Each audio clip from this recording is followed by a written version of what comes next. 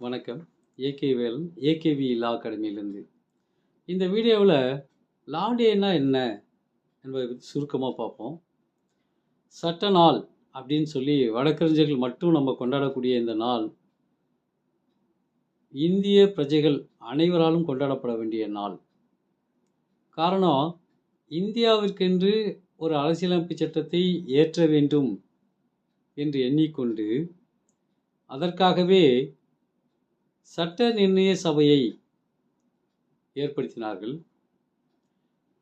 இந்த சபையினுடைய Indian constituent assembly, இந்திய சட்ட நிர்ணய சபை, இதனுடைய முதல் கூட்டம் 9/12/1946 அன்று நடைபெற்றது. இதனுடைய முதல் தலைவர் டாக்டர் சச்சிதானந்த சின்ஹா அவர்கள் இருந்தார்கள்.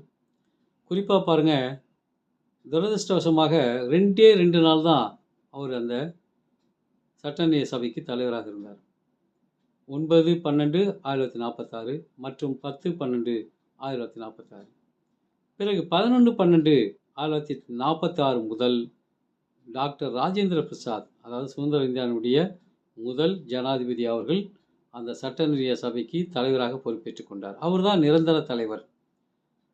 அப்போ அந்த சட்ட நிர்ணய சபையை என்ன சொல்லுவாங்கன்னா, ப்ரொவிஷனல் பார்லிமெண்ட், அதாவது தொங்கு பாராளுமன்றம் என்றும் ஒரு பெயர் இருந்தது. அப்போ டாக்டர் ராஜேந்திர பிரசாத்தினுடைய தலைமையில்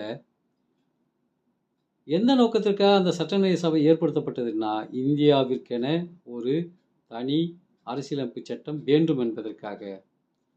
அப்போ அந்த சபை என்ன முடிவு பண்ணாங்கன்னா, 29/8/1947 ஒரு வரைவு குழுவை அமைத்தார்கள், டிராப்டிங் கமிட்டி.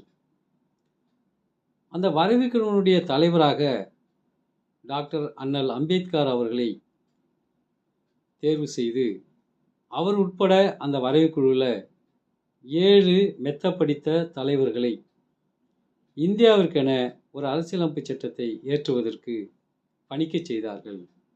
அவர்களுடைய முயற்சியால் பல நாடுகளுக்கு அந்த வரைவு குழு சென்று பல நாடு சட்டங்களை ஆய்வு செய்து இந்தியாவினுடைய பழக்க வழக்கங்கள், கலாச்சாரத்திற்கு உட்பட்டு இந்திய அரசியலமைப்பு சட்டம் இருக்க வேண்டும் என்ற நோக்கத்தின் அடிப்படையில் அண்ணல் அம்பேத்கருடைய தலைமையில் அந்த சட்டம் இயற்றப்பட்டு அதனுடைய அறிக்கையை டாக்டர் ராஜேந்திர பிரசாத்திடம் அளித்து 26/11/1949 இந்தியாவிற்கென ஒரு அரசியலமைப்பு சட்டம் இயற்றப்பட்டது. அந்த நாள் தான் லா டே, சட்ட தினமாக கொண்டாடப்படுகிறது. அதில் பார்த்தீங்கன்னா, டாக்டர் ராஜேந்திர பிரசாத் மக்களால் தேர்வு செய்யப்பட்ட ஒரு ஜனாதிபதி அல்ல. சட்ட நிர்ணய சபை, அந்த சபையினுடைய தலைவர், பின்னிட்டு சுதந்திரம் பெற்ற பிறகு அவர் ஜனாதிபதியாக பொறுப்பேற்றுக் கொண்டார். ஆக இந்திய அரசியலமைப்பு சட்டத்தை பொறுத்த வரைக்கும் நம்ம என்ன பார்க்கணும்னு கேட்டிங்கன்னா,